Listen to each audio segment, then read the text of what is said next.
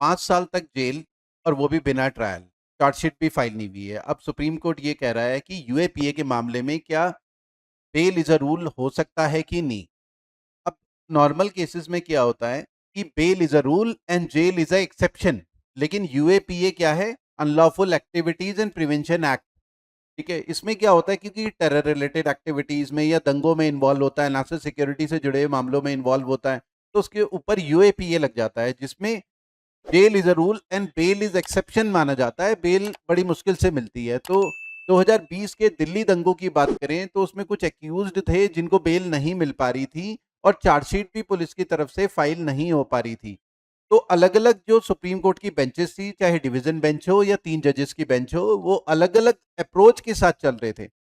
अब supreme court का कहना यह है कि हम इसे लार्जर बेंच के पास भेजेंगे, 5 जजेस की बेंच बैठे, कॉन्स्टिट्यूशनल बेंच बैठे, जो देखे कि क्या यूएपीए में बेल इज अ रूल हो सकता है कि नहीं। क्योंकि होता क्या है ये हमारे कॉन्स्टिट्यूशन का, क्योंकि जब डिले होता है ट्रायल में तो article 21 right to life and personal liberty वो भी वायलेट हो रहा होता है।